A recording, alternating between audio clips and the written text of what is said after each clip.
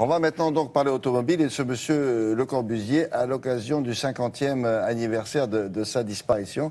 Alors la Villa Savoie, vous connaissez peut-être, on a déjà fait des reportages dans les on en a déjà parlé. Ouais, mais alors quel est le rapport entre l'architecture et la voiture chez cet homme-là?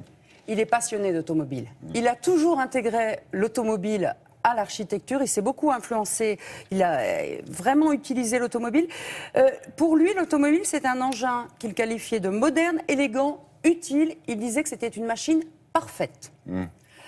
Donc, étant donné que ça a énormément influencé son travail, on a voulu regarder un petit peu dans quelle mesure ça a influencé son travail, comment il intégrait la voiture à l'architecture. Et le Centre des Monuments Nationaux lui consacre donc une exposition à la Villa Savoie. La Villa Savoie, c'est à Poissy. Donc je vous emmène tout de suite découvrir cette exposition.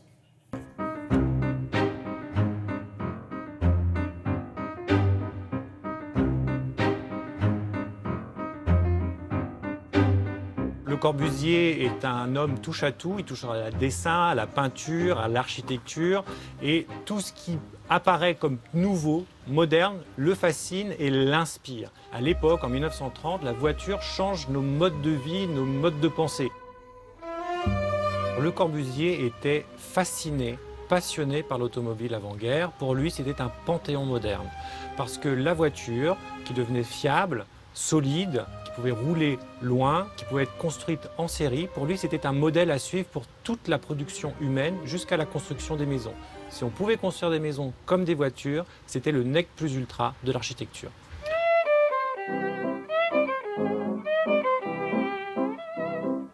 Il va faire poser dans les années 30 des voitures systématiquement devant ses réalisations architecturales. Il va lier la fonctionnalité de l'automobile à la fonctionnalité de l'habitat à travers ses photographies.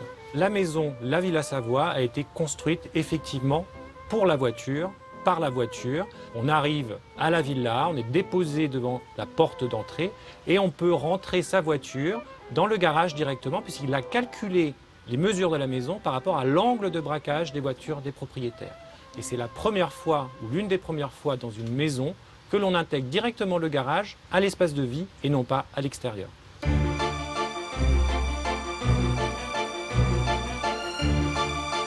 Le Corbusier a effectivement dessiné un modèle de voiture, la voiture minimum, qu'il va dessiner en 1936. Et ces voitures minimum donneront après-guerre la Coccinelle, la 2 chevaux, la Fiat 500. Ce sont des voitures populaires. Et avant-guerre, les gouvernements demandent aux architectes, aux designers et aux constructeurs automobiles de penser des voitures populaires pour une fabrication en série et un développement industriel. Le Corbusier intègre la question de la voiture et de l'air circulation dans sa réflexion pour la construction d'habitats individuels, mais aussi collectifs, jusqu'à la pensée de ses plans d'urbanisation, où il construit d'énormes bâtiments qui sont reliés entre eux par d'immenses autoroutes de plusieurs mètres qui sont construites sur pilotis afin de faciliter la circulation rapide entre les différents points d'une ville. Et il pense aussi aux zones de parking et aux zones de stationnement des voitures. C'était vraiment... Alors que cette maison-là est encore moderne, elle était moderne en 1930. Elle est très moderne. La voiture, non. Elle est belle, mais elle n'est pas aussi moderne. Et c'est vrai que c'est ça qui est intéressant, c'est de voir la voiture à côté de la maison et de se dire... Ça date de la même époque. Et là, on se dit, il y a un décalage, parce que cette voiture, cette maison, on la verrait très bien construite. Alors, il avait prévu des garages aussi. Il avait prévu un garage pour 3 voitures. Et ce qui est intéressant, c'est qu'on ne construit pas une maison, puis on dit on va rentrer la voiture comme on peut. Tout est intégré. C'est-à-dire qu'il s'est servi de la voiture de Madame Savoie, qui est une voisin, parce qu'il s'est servi énormément de voisins, puisque c'était un ami. Voisin, c'est la marque. Hein. La marque de Gabriel Voisin. Et la voiture rentre, il a calculé le rayon de braquage de la voiture pour rentrer directement dans le garage. Et on rentre comme ça, facilement, 3 voitures. Et c'est la première fois que les voitures sont intégrées, ou une des premières fois, à l'habitat. À la maison, d'accord. Merci beaucoup. Allez, on fera un point.